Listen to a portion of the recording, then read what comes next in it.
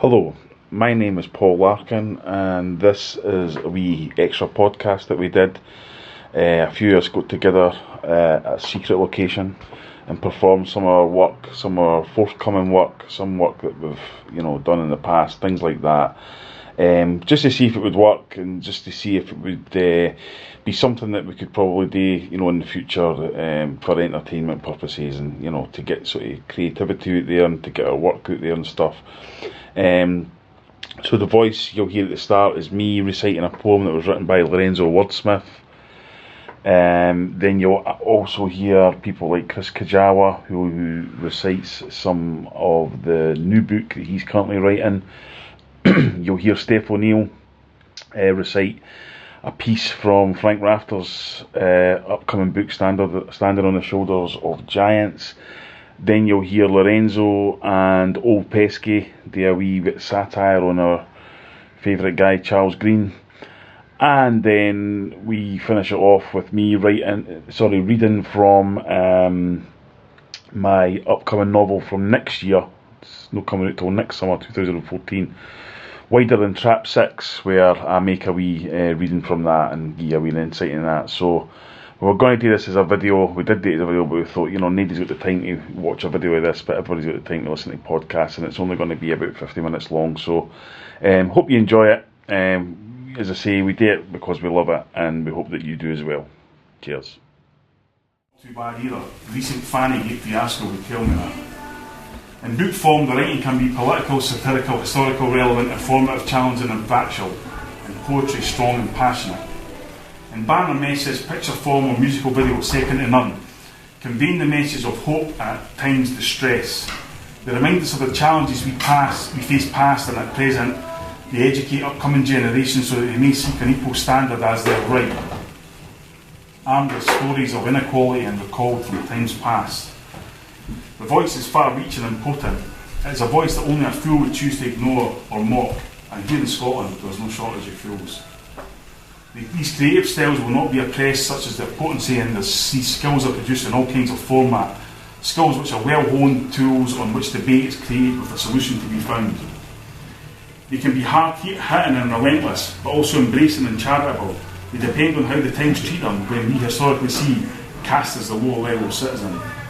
These artistic creations bring hope and at yes times even chastisement.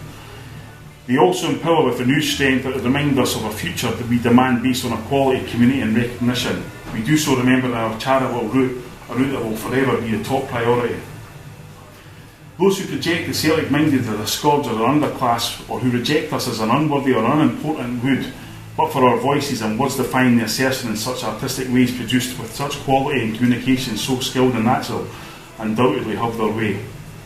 The age-old media ways that manage to hold sway, particularly on how society makes its view, are at a loss as to how to control such a challenging voice, unaware that the voice, through many avenues as relayed, cannot and will not be silenced. The one thing that the Celtic heart does better than any, in my opinion, is the expression that we state our feelings and emotions. We challenge what we see as wrong, we unify and stand together. The difference between a rebel and a follower. Indeed, here and now, an example of the follower being played out for all to see, with no sign of rebellion to lead away from the deepening mire, worsening by the day due to the blind instinct to simply follow. We, on the other hand, rebel until the correct road is found, and we do so by our expressive artistry of communication.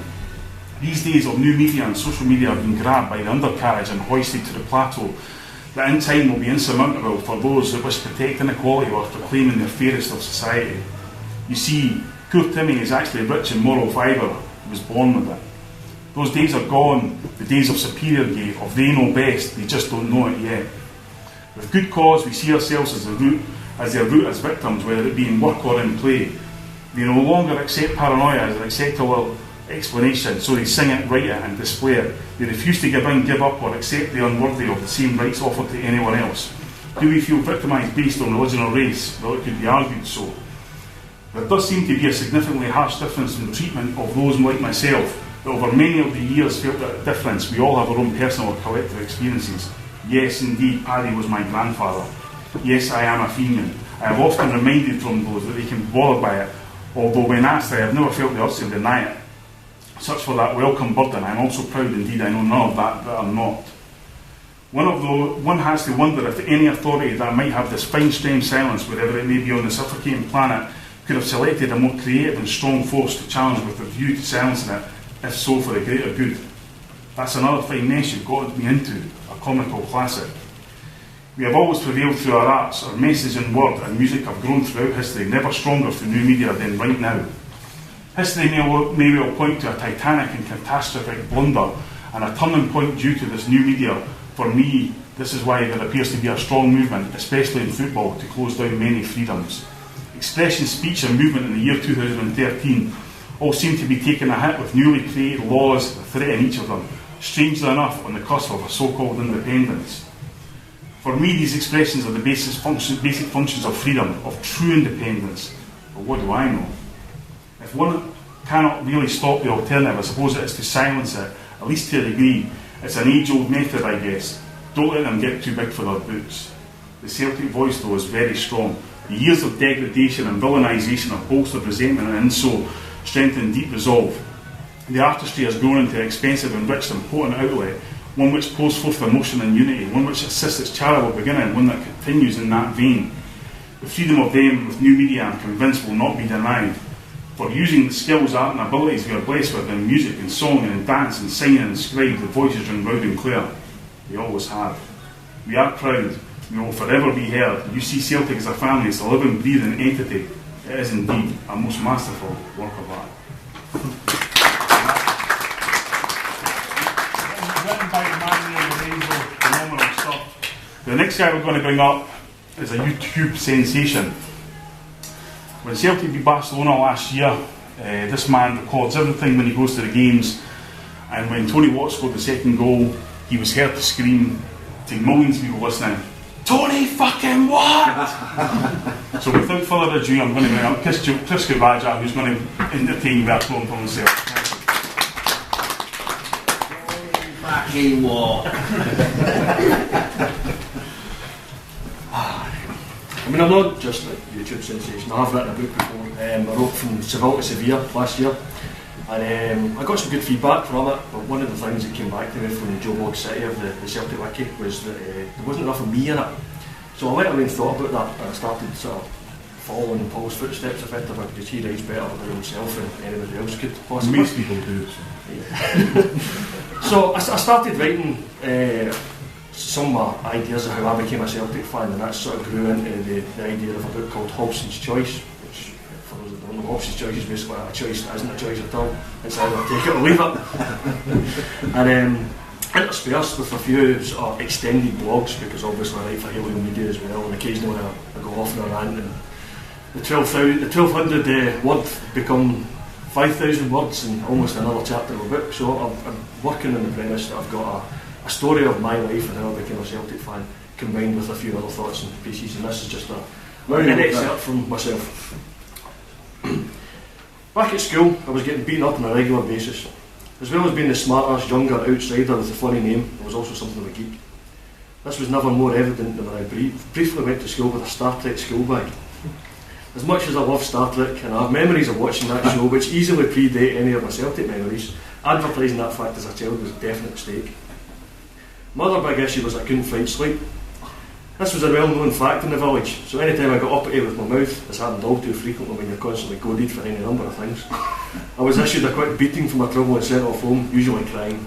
Yes, I was a bit of a crybaby among everything else. To be honest, it's probably a good thing I moved out of Glasgow when I was younger. I wouldn't have lasted 5 minutes. I had only 2 answers to the whole bullying situation. The first was to be better than any of them academically. This I managed pretty well, and I was highly thought of by the teachers because of that. Of course, being the teacher's favourite just made me infinitely more punchable. The other answer to my punch bag status at school was to find other ways that I could wind up my classmates that wouldn't get me beat up. That wasn't easy, but being in central Scotland, there was one pastime that most of us had some kind of an interest in: football. Of course, with most of them being Rangers supporters, and my primary school days being the late 80s and early 90s, they were starting to grow as the dominant team in Scotland. Now, it would be very easy to say here that my love of Celtic was born out of a hatred of Rangers and those who supported them, but that would be doing Celtic a disservice. I would love to claim that I remember Jekinovski's game against Partizan Belgrade that passed on the Celtic folklore as he tried to outscore the serve behind them, but it's yet another game I don't really remember. Instead, the first game I truly remember actually sitting down to watch at home with my dad was that of the Scottish Cup final in May 1990. Celtic played Aberdeen at Hampden and sadly went on to lose 9-8 in an epic penalty shootout. I'd watched that game on a black and white portable television in the back garden. It was the first game I really remember watching with him, and I'm positive I wanted Celtic to win. I'm not just saying that to try and defend the fact that I used to own an Aberdeen jersey. For one thing, I don't think that came until after the match anyway. Still, for many years to come after that final, I can remember being baffled by those who claimed Anton Logan as a cult hero. I know better now, of course, even if it did take until his Lost Boys podcast interview to really win me over. But for so long, to me, he was the guy that missed the penalty in the shootout against Aberdeen. Oddly, I completely forgot that Vidovchik had missed that day as well, but then I never really warmed to him. Of the two Poles, Jekanowski was more of a hero to me, but even he came second to my first true Celtic game. Paul Elliott, even now his 9 makes me smile. In an era when Celtic were dropping in standard rapidly and heading for the biggest crisis in the club's history, Paul was a ray of hope.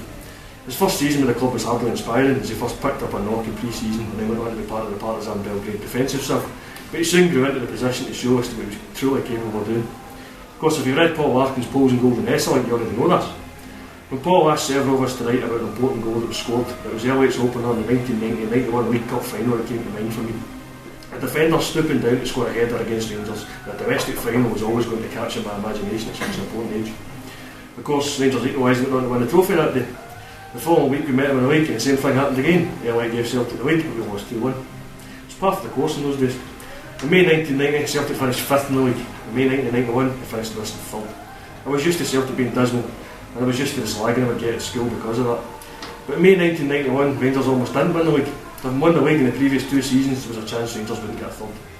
Going into the final game of that season, Aberdeen led by 2 points, and all we had to do was go to Ibrox on the final day and not lose. And that day, I was an Aberdeen supporter. As far as I was concerned by this point, it didn't matter who stopped Rangers, as long as they were stopped, and everyone else at school would be miserable. That's why I ended up with Aberdeen jersey. Of course, as we all know, Aberdeen lost 2-0 on that final day, and Rangers did make it a 3rd title in a row. Everyone else at school was delighted. Although I was getting used to it by now, this didn't make it any easier.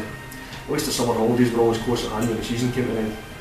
If the Aberdeen jersey had confused matters somewhat, this was eventually resolved by the end of that year. December 4th, 1991 was the night my dad took me to Celtic Park for the first time. It was only my second proper football match, and on this occasion Celtic hosted Hibernian. It was the first time in over a decade that my dad had been to Celtic Park, but rather than take me to where he would usually stand, he did something for which I will forever be grateful. He took me in through the Jamefield Street turnstiles and we stood in the jungle. The jungle is long since gone, of course, briefly seated before finally being pulled down and rebuilt as a giant North Stand, but it's still an iconic part of old Celtic Park and one I was privileged to visit. On this cold December night, the attendance was pretty poor, which both helped and hindered me. It helped because I got a cracking view, and even now I can close my eyes and picture how it looked. Standing at the halfway line, right at the front up against the barrier, looking across the floodlit pitch to the main stand and its orange seats. I should point out this barrier wasn't the kind of thing that was outlawed after the Hillsborough disaster, but at 10 years it was still big enough that I was able to look through it. Unfortunately, the poor attendance meant I never really got to experience the jungle in full flow. Indeed, as this was perhaps the worst game of football possible, the atmosphere was flat the entire night. As the two teams played out a drab 0-0 draw, the only highlight was the constant jives of which Hibernian's Mickey Weir was in the receiving end. With the game being poor and Celtic still being badly mismanaged, it all meant that my dad was not taking me back to see Celtic again for a while. Now, I said the Hibernian game was only my second proper football match, and I had to choose those words carefully because I had been to one other football tournament by this point. January 1991 was my first of 3 visits to the SECC to watch the final session of the Tenant Sixes.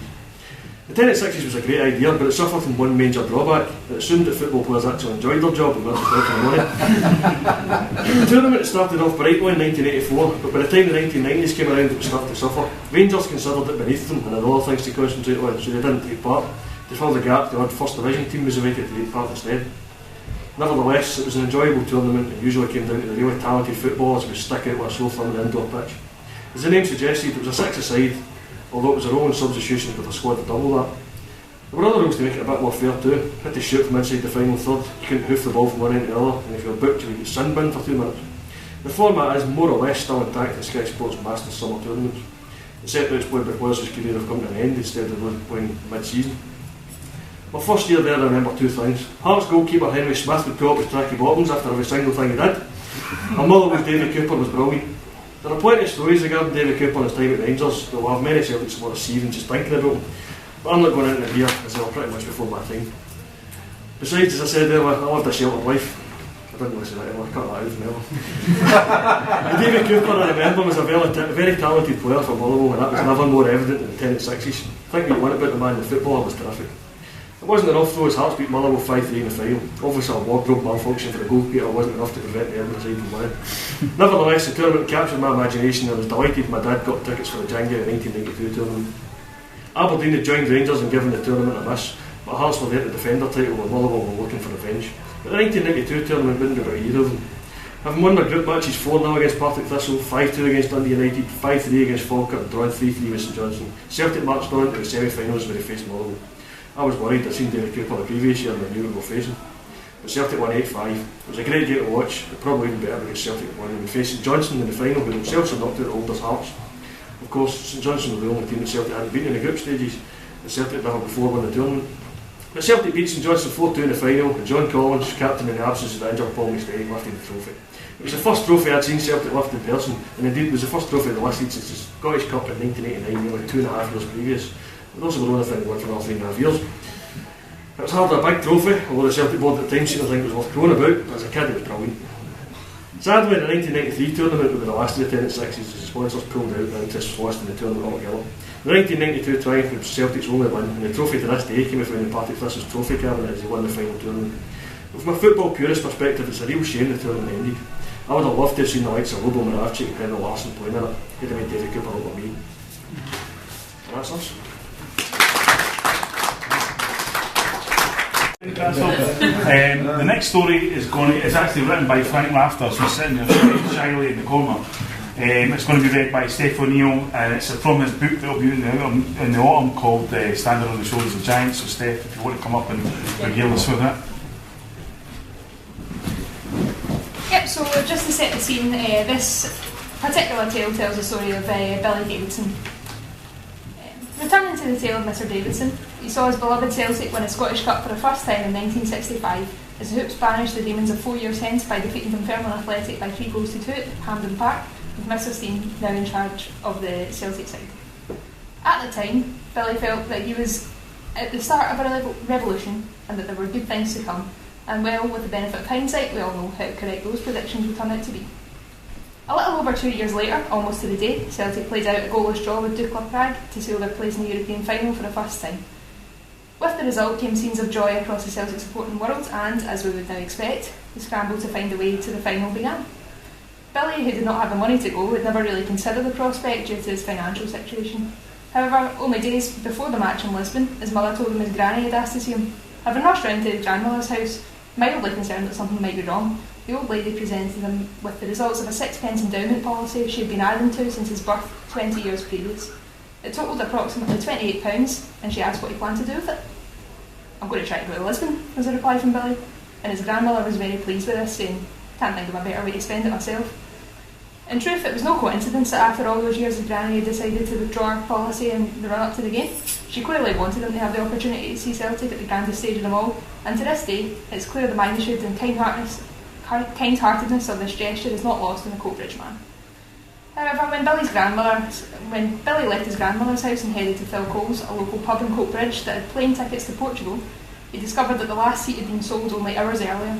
In truth, while he was somewhat disappointed, Billy recalls that he wasn't totally distraught by the news, and he had expected that he may struggle to find a seat with only days to go before the match.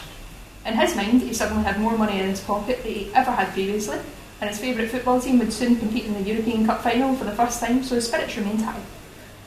And so the big day for Celtic arrived.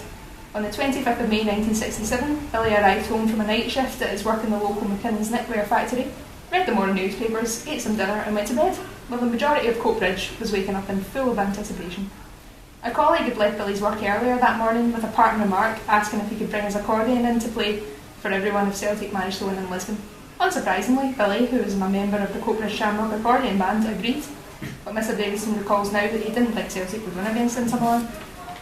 "We were the underdogs, and it was a fantastic side," he said. "I watched the match in the house because despite the fact I was 20, I looked so young that I knew I wouldn't get into any of the pubs. I didn't really drink much at that stage. Plus, they were all absolutely packed, and I had my work to get to later that night regardless of the result. When they scored their penalty, I thought we were probably done and we'd struggle to come back. Ah well, we've become the first British side to reach the final, and that's some achievement," he thought during the early stages of the match. Inter just didn't lose games when they went ahead back in those days. It was virtually unheard of, son, but when Tommy Gemmell equalised, I began to get a good feeling that it might just be our day, and so it was. We absolutely pounded them. It was attack after attack once they'd taken the lead. Ooh, Jack! It was, I know. I couldn't believe it, and I couldn't wipe the smile off my face for days. Later that night, I took the accordion into work, and what a time we had. Almost all the workers were big Celtic supporters. We were allowed to turn off the machines for over an hour, just so I could play my music and we could celebrate. It was great. Reflected Billy, clearly enjoying the memories, which still provide him with such a good feeling several decades later. At the end of his shift, Mr Davidson said he headed straight to the local newsagents and bought every single newspaper he could lay his hands upon, because they were all covering Celtic's triumph in extensive detail. Having looked them over in the house, he retired to bed, only to be awoken that afternoon by his mother, who told him Mick Boyle, one of the few band members to have had a telephone in his house, had been at the door and said he'd to be at the band's hall in an hour and a half because they were set to play the team around the pitch at Celtic Park that evening. Obviously, Billy was thrilled at this piece of unexpected news. Celtic had just won the European Cup, and I thought life couldn't get any better than that. But then you're told you'll get to play the band that accompanies the team at Celtic Park. It was just incredible.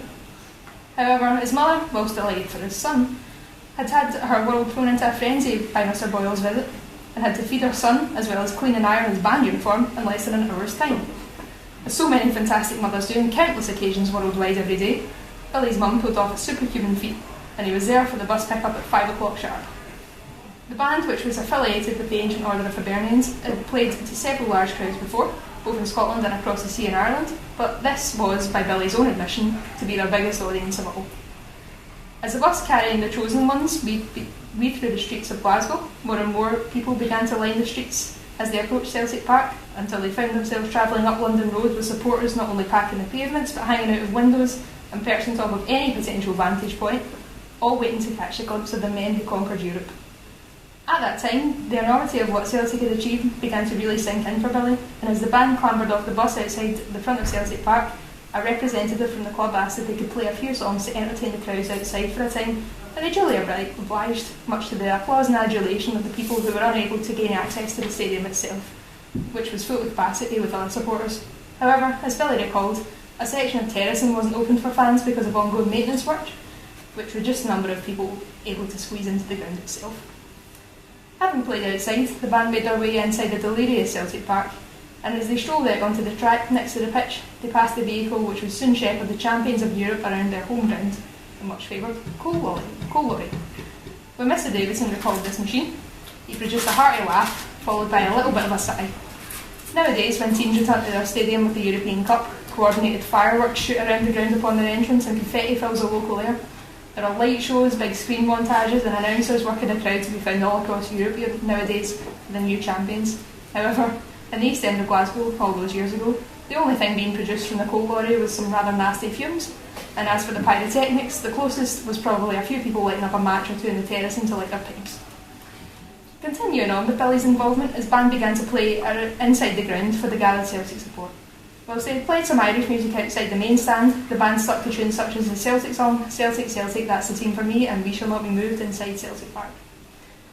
As the arrival of the European champions drew nearer, the buzz in the crowd became more and more noticeable until the emergence of the European Cup, Jock Stein, Billy McNeill and all the rest sent the Celtic supporters in attendance absolutely wild.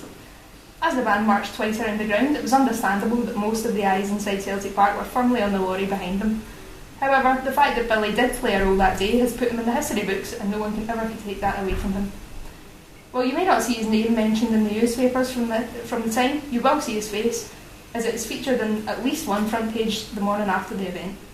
Billy Davidson, a lifelong lover of Celtic Football Club and the language that his music will forever be associated in his own small way with the achievements of the Lisbon Lions and Jock Stein.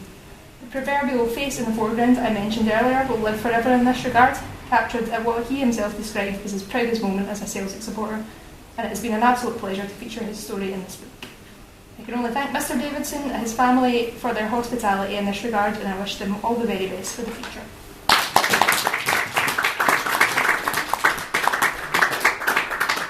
By Kev and Lorenzo, so to give you a bit of respect and a wee bit of intelligence, you might understand it. So Kev, let's go for it. Lorenzo, let's go.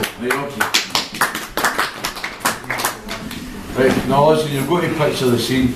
We're in Pound Station. The baubles and all that, they've got the tree behind the ship, and Chuck's on there talking nonsense, alright? So he's going to play Chuck, Right, and he's go on, got an Chuck. accent, and I'm on a budget. we're on a time schedule here. Plus, Absolutely. so I'm going to, like, tune the fast time, I'm going to interpret for the Neds. I'm not saying that's you lot, but if he's getting it, There's a few of them, He's going to interpret for me. Right. Anyway. let's get it. Never, we'll try it. Let's do it. Okay, Chuck. Okay, let's go. Chuck Junior. Let's go. Was the night before Christmas, and all through the house, not a creature was stirring, not even a fucking mouse. It was Christmas Eve and asbestos in the big house that killed all the fucking mice. Not even John Brown could survive the levels of contamination we're talking about. And he's fucking bulletproof once he's had a few.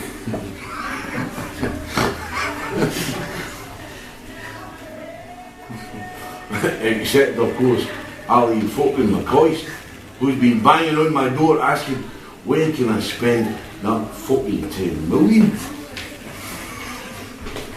Like, fuck knows how that cunt McCoist has managed to survive. When he asked me what asbestos was, I told him it was like Freybeners, and if he really loved the club, he would start eating it right away and stop harassing me for millions of pounds. He's getting my whip now, he thinks he's fucking Mourinho after beating Elgin and Montrose. I mean, who the fuck's even here? Are these cunts outside Elgin and Montrose? Right behind him was Gin Trainer, the man with the perfect face for fucking radio, not content with being the forthcoming star of Rangers TV. He still thinks he should be playing on the fucking TV. You may well laugh at that, but you know as well as I do, McCoy might end up picking trainer for the team one day. If McCulloch gets injured. Imran made the mistake of turning up wearing trainers, and Ali wanted to put him straight in the team. All of us at Folk and Ibrox are enjoying the season of goodwill, but there must be something wrong with the postman. No Christmas cards have arrived from Dundee United, the SFA or the SPL. Never mind, maybe it'll be in the last post. All we ever get the post is hate mail for the jealous cunts. Or, to be in the right name, previous creditors. I wish they'd get the fuck. We're a new club. Well, as far as they're concerned, anyway, we're a new club. But don't tell our fans I said that. I'll be heading straight back into one of the safe houses. I'd love to be able to toast every Rangers fan with something special. There's a teetotaler. There's lemonade or nothing. All the same, the supporters of this club deserve a toast forevermore. I'd like to toast him with a hot cattle prod. The stingy bastards only cost up a few measly million, and I gave him the chance to own a share of the holding company that owns the holding company that owns the holding company that owns the football club. Know what I mean? No, neither does any other. That's just the way I am. Before I came to Ibrox, I had no idea how much pain our fans were enduring. The torment, the administration and all that followed. There seems no end to it, our fans taking it on the fucking chin. For every one of the anti-baying for blood in the name of sport and integrity, to take it on the chin they fucking did, and they didn't flinch. Aye, that's right. They didn't flinch and they didn't surrender. They did what they do best. They threatened every art cunt that dared read the word against us. Sport and integrity. What's that got to do with making a few bob? This backward country's fucking weird. I do, there's another club in the world where the supporters can take everything thrown at them and yet stand so tall and proud. That outstanding effort of our fans in supporting this club this year have been shown to audiences around the world by the many foreign stations that have visited Ibrox to chart the fall and rise of Rangers. Tip Rangers. I mean, still an Albion supporters could even take a few coins at them without beating. Did they know every club has 500 million supporters, do they? Mind you, the doctors found going into the share issue instead of throwing them at other teams. I could have fucked off, couldn't I? 500 million fans my arse. Somebody had their dogs in their pushing that day. What do you mean it was me that said it? Aye, it's quite a story. And we're glad that we're ending this year in a fucking high. Attendance at the Ibrox have been breathtaking.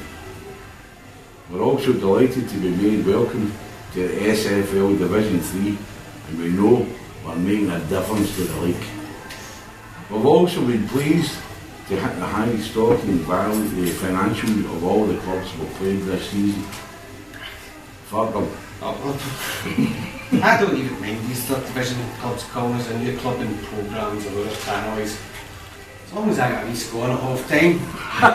But when you're trying to shift shares and get to fuck as quick as possible, I need to be seen to be doing something in case the local Angry Bears start seeing right through me.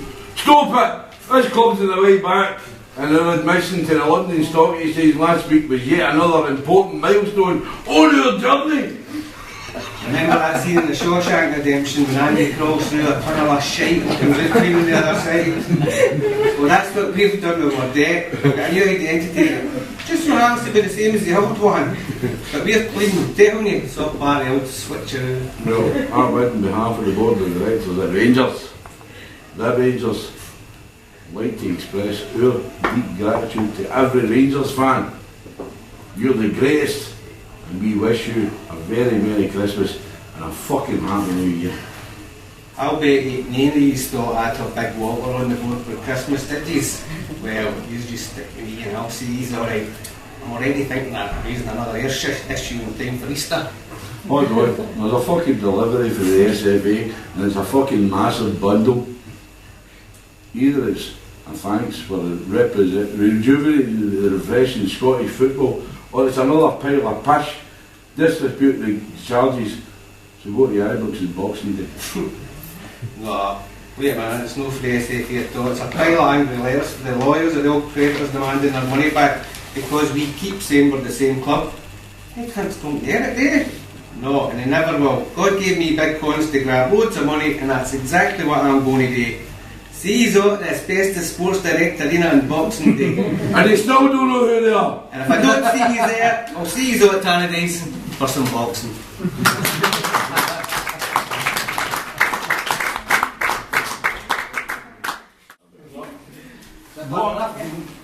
Krys, please. What I'm going to talk about is, before I read the start of the sequel to The Last Pearl Diver, I'm going to talk about The Last Pearl Diver and why I wrote it and what the inspirations were. Some of the people are in here, unfortunately, and Unfortunately. see you. So, you know, when I always wanted to write a book about, you know, where I was brought up and what it was like and all that kind of thing. Because when you're growing up, you don't know, you know, that you're getting the shit end of the stick or anything. You just grow up and you just, you know, do what you do and things are in front of you and stuff. And what I realised, you know, coming through that 20 years later was the fact that what didn't happen in that era was we didn't get many opportunities. You know, opportunity didn't knock for any of us. So, you know, we just kind of done what we did. And The Last Pearl Driver and the kind of two books that will come through that will be a trilogy or a kind of tribute to the people who, despite everything that was going against them, managed to go out and achieve anyway. You know, because the people in here right now, you've got Krys, who became a professional football player, you've got Paul, who became a degree, you've got a degree, and you've got Jose, who, well, anyway. You know, there was three routes that people from our area could go, which was drugs, drink, and deed. You know, and thankfully none of us have went that route. Well, again, Jose, all of the above. But the people, like for example, Alan Jose here was the inspiration for the character Harry in The Last Pearl Diver, because we're both the same age, we both went to the same school, and we kind of went through the kind of strife that he went through at that age without actually realising it was kind of strife, you know. You just kind of go on with it, you know. You went to the boozer, you got a wee bit of hash, you got anything you did to kind of derive you away from the kind of squalor that you were in. And at that time, of course, Edinburgh, and in particular Muris, where we brought up, had two kind of things around it. The first one was it was where everyone else took the story of train spotting out, and secondly it was the AIDS capital of Europe. You know, so at that point, that didn't really mean anything to you. You know, you just went out and you had a drink in the gunner, and you had a drink in the Duca, and you just, you know, as I say, a wee bit of hash, which was basically a lay-on, which was, you know, hash on tick, if you like. You know, and we had our wee signals for going up to buy the hash, you know, that kind of thing, but that's another story. And on that basis, you know, we just kind of got on with it. And then you had somebody like Krys, who ended up being a professional football player with Hearts and various other teams and stuff like that, just because his ability, and somebody like Paul, who, you know, was somebody that his mother and father never wanted. Kind of mistake at the end of the thing. And he ended up going to, you know, get a degree in journalism and stuff. And, you know, despite the fact he's never worked a fucking day in journalism since. He shouldn't have take a degree. Exactly. So that's these kind of people were the inspirations for that, and the inspirations for the next book, which is called Wider Than Trap 6, which was a phrase that was often used about people to describe them as being good, or him, he's sound guys, Wider Than Trap 6, you know. And so people like Jose, you know, who became Harry in the book, who were very prominent and stuff like that, you know, then go on to people like Krys and Paul, who become prominent in the next book, and, you know, because they were a big part of my life at that time in the mid to early 90s and stuff like that. That's who I'm going to write about in the next book. And in the last Pearl Diver, I wrote about Jose a lot because we shared a lot of stuff. And, you know, some people will only know, other people will know that Jose's a Hib supporter, and therefore, you know, it wasn't like we, you know, grew up supporting Celtic together or anything like that. And it wasn't like we loved the same things, but we both hated the same things, you know. And that's kind of important, because you can form a bond with that, especially with two bitter and twisted cunts like we are, you know. And to this day, we're still like that. So, you know, I don't know if that's a tribute or not. so it's not bad. It's impossible to go for a drink with a cunt without arguing with them, but, you know, everybody people with that corner will understand that. So that was a huge part of my growing up with him and his mother and father, who I dedicated a chapter in Poles and Goals and Hesselink to, because they were the people who, when I was like 14, 15, politicised me and kind of made me understand what was right and what was wrong, and then kind of instilled the rules that I lived my life by, which was, you know, to never cross a picket line, never trust a dole official, never trust a jambo or a hun, you know, things like that. Never ask a guy to go for a berry unless you can cover him for a beer, you know, that kind of thing. And these are the kind of rules that I've lived my life by. Unfortunately, Hosie's not, but so these were the kind of inspirations, because there were characters who were in the basis of a situation which was everything, all the odds were against them. But as I say, we fought back, and you know, without trying to slag the Hearts supporters, you know, we over a course of 4 years seen a situation where Hibs were on the verge of going bust, and 4 years later Celtic were on the verge of going bust, and people like us were the reason why that never happened. You know, we rebelled against that. I was the first person to inform Jose about this situation with Mercer. He was with me the whole time in the gunner, where you know, Celtic were, you know, we had all these idiots who used to slag me constantly because I wouldn't, you know, lie down when Celtic were pish and stuff like that. And funnily enough, we never see any of these people now. None of these people exist anymore. They're all watching racing or watching the telly on a Saturday afternoon, but we're still here. Jose's still going to Easter Road, I'm still going to Celtic. You get me, no fight for. Thanks, Lorenzo. The double act of top of the list. So I thought you were talking to me personally. So the last Pearl Diver was all about that. It was all about the trials and tribulations of being unemployed and having no opportunities, and kind of still fighting like fuck against the system and the establishment and all that kind of thing. And Wider Than Trap 6 it moves on to that, and it's going to talk about you know, not just the things that I was going through at the time, because we kind of, as us as people, were growing up a wee bit more, and we're starting to get a wee bit of grip on life and stuff. It's going to talk about, as a personal thing to me, what Celtic were up against at that time and what had been up against, because obviously when Fergus saved us, you know, we thought that was great, but then what happened really quickly after that was Celtic emerged, you know, as a serious threat to Rangers Oco winning 9 in a row and winning 10 in a row and stuff like that. So a man like Jim Farrier says, no, I'm not going to have that, you know. And there's loads of people here that understand that, none more so than Bob Maguire, who used to be a linesman for the SFA. And Bob told me a great story where he used to be one of these guys that stood in a pub and watched the telly and used to complain about decisions and stuff, and people used to say to him, well, you know, all you do is moan and groan, why don't you do something about it? So Bob done something about it. He went on and become a linesman in the SFA. And he got to the point where he was actually able to be a linesman at Celtic Park for a Celtic Rangers game. Which was, you know, he wasn't good enough to play for Celtic as a Celtic supporter, so that was the next best thing, to referee a Celtic Rangers game, or a linesman in a Celtic Rangers game. And as he went to that game, his father went to the game with him, and he said to him, you know, Bob, you've never made me more proud. You've never made me more proud than the day when you are the linesman at a Celtic Rangers game. And not only the fact that you're a linesman, but you've done it through joining a secret society or looking for a leg up in society. You've done it through your own back and through your own hard work. And you've done it through honesty. Total honesty. So the game goes on. Bob's dad is in the centre stand. First minute of the game, Celtic tear Rangers apart. Ryan McClure runs through, hits a shot, goes in, and Bob flags for offside. So, at the end of the game, at the end of the game, when Bob goes over and there's his father standing there, and Bob's had this great sermon to his father about how proud he is of him and all that sort of stuff, can't wait to see him after the game to review his performance and stuff. Bob goes up to him and his father says, see when I said honest?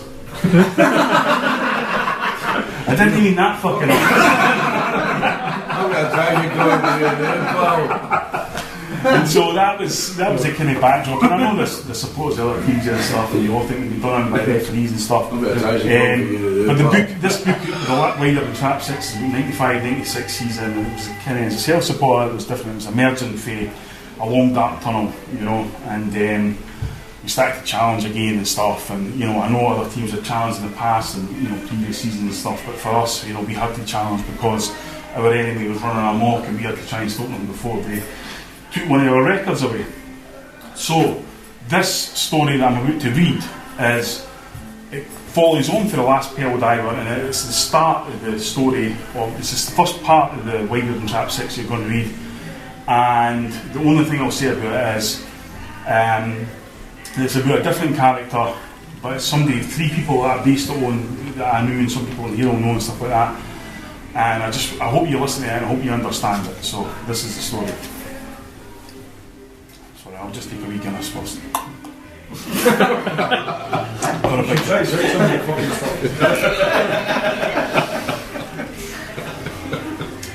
I wrote for luck, he sent me you. The clunk behind me told me I was out free.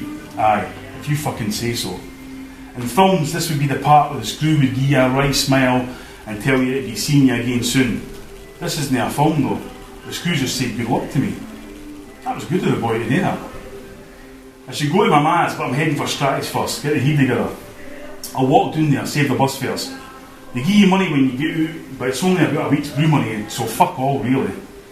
The premise behind it is to stop cunts getting out and immediately tanning a post office or breaking into a house.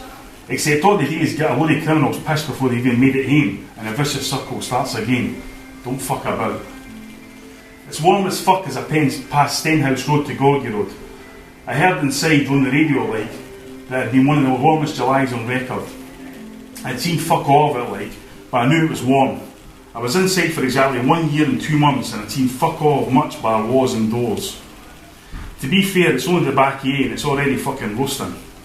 I was tempted to slip into the grocer's for a bottle of red cola, but I want to savour my thirst so I can let the bevy trickle down my throat like money to the masses in a Marxist system. I make it to the boozer, slip in, put my bag down and order a Beck's. It's lukewarm, so I tell the cunt behind the bar that he's a glass with ice in it. Only in fucking Scotland would you need to beg for a cold drink. As I walk back to where my bag was, a cunt shouted over to me, but I blanked him until I was in my seat. Gunslinger seat as always. I clocked the boy and had no idea who he was. He says to me, I know you, don't I? Glasgow accent, could be a ticket. I tell him I had no idea if he did or he didn't, but he pipes up. Doyle, eh? Jake Doyle. You palled that boy outside the club, eh? The cunt does know me. I was across the landing for you in the big house. Fucking big house, what a cunt.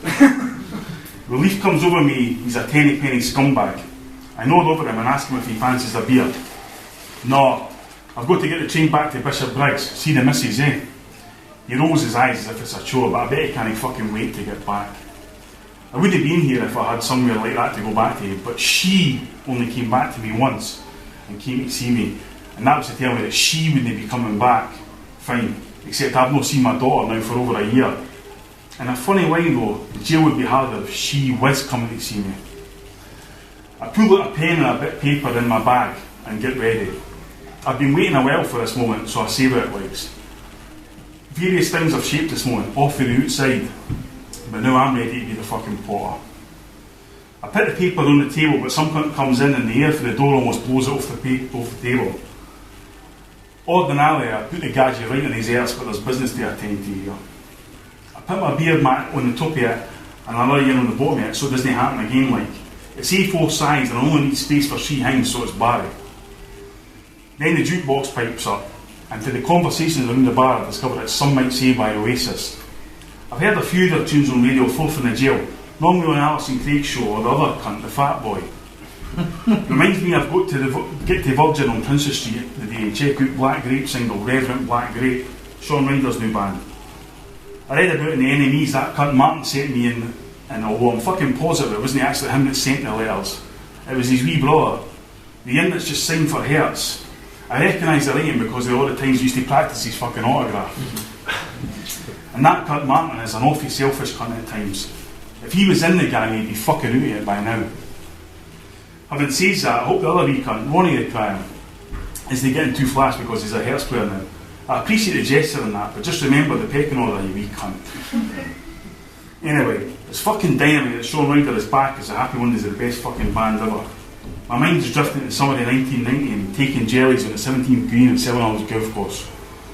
When the barman takes my bottle of Beck's and snaps me back to the moment, I drain my glass.